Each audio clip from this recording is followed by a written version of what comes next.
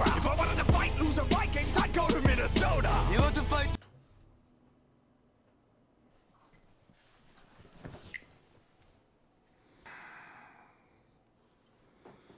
Sag.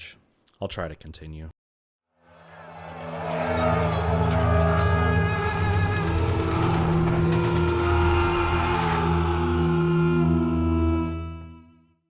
Hey YouTube, welcome back to another History Teacher Reacts video. I'm Mr. Terry, a high school history teacher, and today I'm going to be checking out the new, at least from the time I'm posting this, Epic Rap Battles of History matchup. And what we got here, it looks like, is Ragnar Lodbrok versus Richard the Lionheart. So we got some, like, Vikings versus the English going on here. Ragnar Lodbrok kind of surrounded in a lot of legend, but you know, the legend is raiding, you know, British Isles and basically Europe. And then you got Richard Lionheart, who is one of the most famous kings of England, especially known for the years during the Crusades. So it looks like these two are headed right at each other, and interested to see what they dig up on each other. All right, the original video link is down below. Make sure you're supporting ERB. I'm sure you've seen the video, but make sure you give it a like over there. Subscribe to them. They're supportive of what we do over here, and I appreciate them for that. All right, also some links to some other stuff down there, game channel. Anyway, let's go ahead and get started.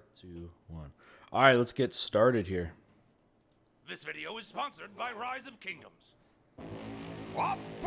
Is that why they chose these guys, maybe? Richard the Lion! Yeah. I'm Richard the... By the way, you notice I got my Viking shirt. I'm supporting it. Not to say I'm going to pick Ragnar here, but I just wanted to wear something useful there. All right. Let's do it. I'm Richard the First from the Third Crusade. Yeah. That only leaves room for you in second place. The chivalrous swinger of the sword and mace, and I kill you when I spit like a pit full of snakes. I'm the #1 dick rising up. Okay, so in a lot of these, I ask for your help on some of them, okay?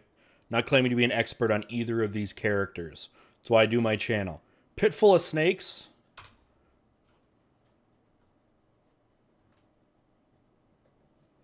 Is there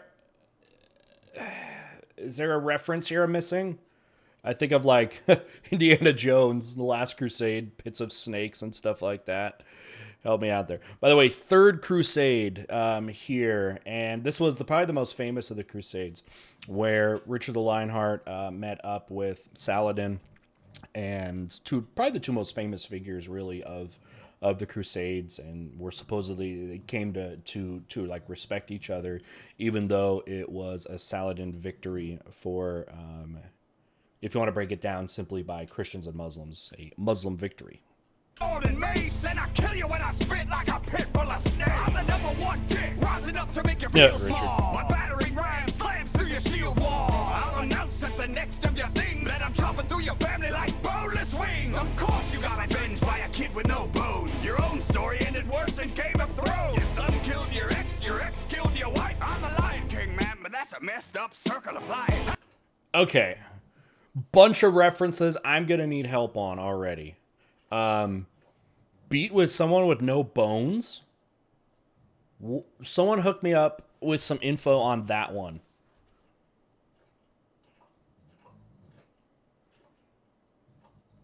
Was this something they should have gave me in my history education? Head taps can't be condoned. It's like you raided the face of Post Malone. Post Malone knows for his face tats. Yeah, he's like the Viking Post Malone. That's great. Taps can't be condoned. It's like you raided the face of Post Malone. I'm scared of no foe. I'm backed by the Trinity. I'll conquer you on my day off like you were Sicily. Threatening the conqueror Ragnar is bold. So, you know, Italy, just to give you some more context from the Crusades, Italy is basically the path to the Crusades. If you were somebody of any kind of wealth and power, say like Richard was, you went through Italy. And it was always very complicated there. Italy's role there was, you know, the Western Europe under the Catholic Church really ended up trying to kind of take charge of the Crusades with the popes, you know, trying to get involved. And then you even had these mercenaries, Catholic mercenaries like the Knights Templar, So Italy was always thrown in that, but it was kind of the launch pad for the Crusades. You pretty much went there, and if you had the means, you hopped on ships, and then went from there to basically to Constantinople, which is kind of like base camp, if you will, for the Crusades. But all right, let's get back to that. So we got some good stuff coming from Richard. There's got to be a great Viking, with Ragnar, great rebuttal. Let's check this out. I'll conquer you on my day off like you were Sicily. Threatening to conquer Ragnar is bold. For a king who got whacked by a 10-year-old. I'll sacrifice you to Odin While drinking horns of mead. Good thing you hold the red cross, cause that's who you're going to need.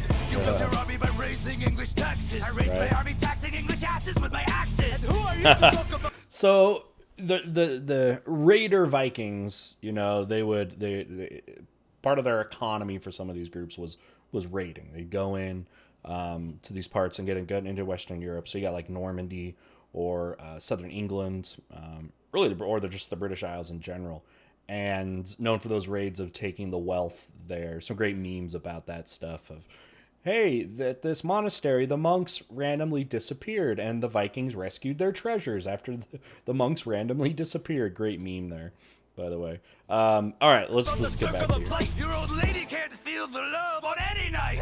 Your only son was illegitimate. You out on the side. It was just fine like the end of the Plantagenet line. I'm just a warrior. I'm not the linguist, but I think the king of England should probably speak English. You took Acre and Jaffa like a piece of cake, but never. So modern English is not what you would have heard back then. Like how I'm speaking right now is not something you would understand. And there's great work and stuff that's kind of been written on and worked on, where they talk about like when would you start understanding like the English that you hear today. And I've heard a lot of people say, a lot of that goes around to about maybe around the age of Shakespeare, which is going to be centuries after this. But yeah, and the fact that, places like England here, they have this mix of people that came. You have these Vikings that have come in, you have the Anglo-Saxons, the Britons, and then later on, the Normans, right? So you got Normandy, they're coming. Actually, that was right before this too. So, big mix of linguistic origins that come out of their region. All right, what do we got? King of England should probably speak English. You took Acre and Jaffa like a piece of cake, Right. but never attacked Jerusalem for Christ's sake. So yeah, those cities, Acre and Jaffa, those are cities basically the Levant on the way to Jerusalem. Jerusalem, of course, is the crown prize, right, of the Crusades. Like that's the holiest of the holy. And yeah, they fail. Richard and the group, they fail and don't get it. So that's why it's seen as a failure. Really, of the Crusades, the only one that's really talked about as really a success is kind of the first one, and that was not very long lived before these regions were retaken by various Islamic groups throughout history, and had been in hands, going back centuries before the First Crusade, which is 1095, 1096. All the Holy Land, but couldn't go all the way. We should call it the Crusade of Richard the First Base. Sail back north with your barbarian goon, because I'm tearing down your legacy, leaving it in ruins. Your real self next to your legend. Runes. That's like the cool Nordic like carvings that you see. Very cool, but that's kind of you can see it engraved in things. Very cool, and the symbology. Points. I see you shaking in your shaggy little pants like zoinks. Who invented the royal me? We. Who's the predominantly fictional MC? Thee. You're a wannabe, mon ami. Kneel down and honor me. Yeah, from what I understand, a lot of the Ragnar stuff is very much shrouded in uncertainty. That it's kind of up in the air about a lot of the true facts about him. So that's why Richard's talking about this. Richard coming through in the end like Sean Connery. The double coronated blood and gore gourmet. You might have the axe, but I make a body spray. Axe body spray. Like a cobra. If I wanted to fight loser Vikings, I'd go to Minnesota. You want to fight?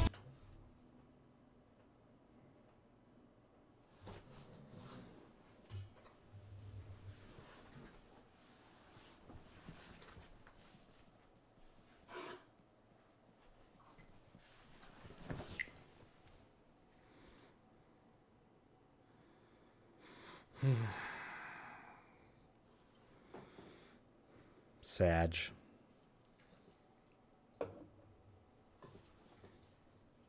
I'll try to continue.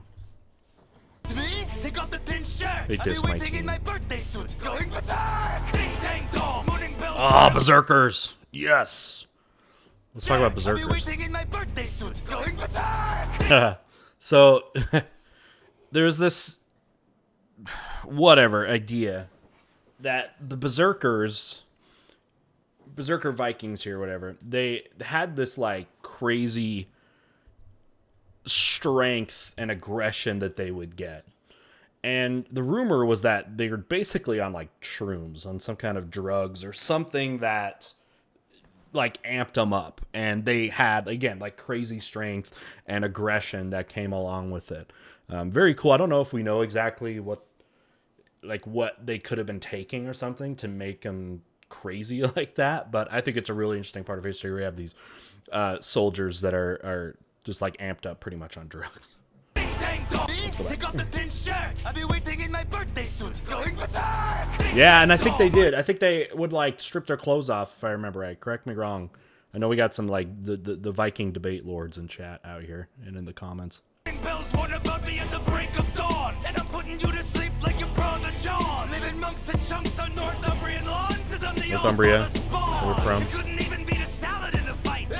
You're a soft Monty Python night. Wait.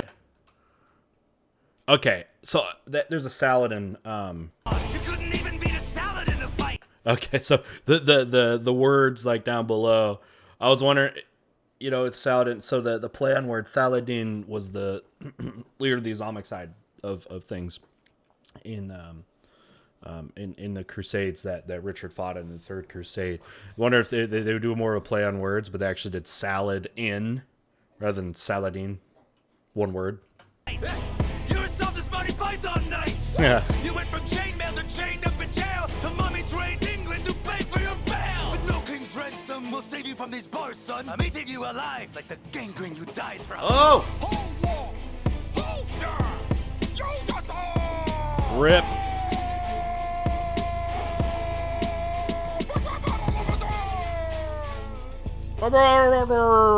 Let's talk about it.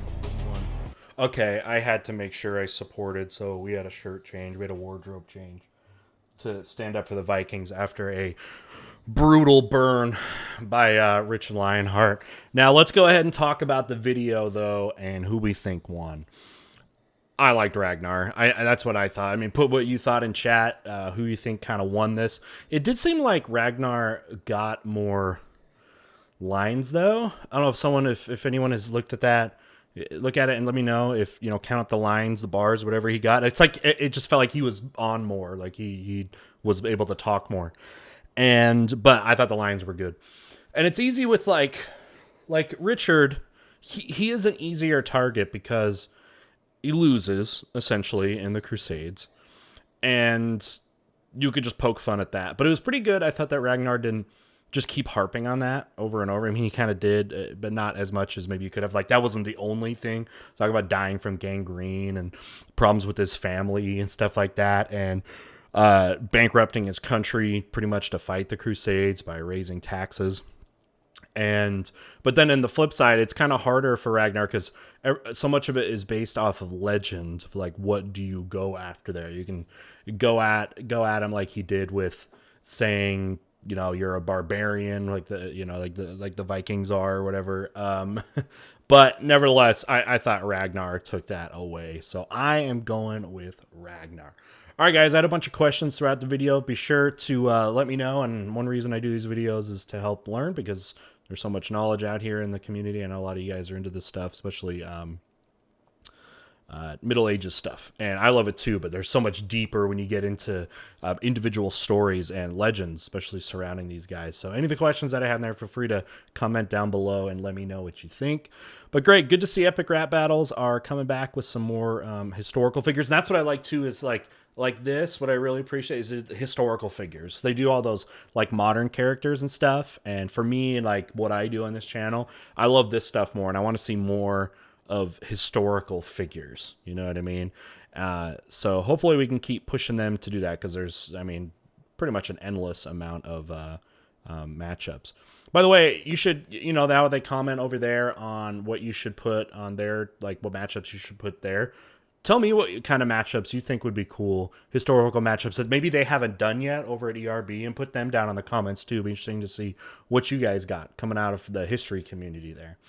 All right, guys, and with that, the original video link is down below. Check out the links to some other stuff down there, some other fun historical things and other things that I'm up to with projects.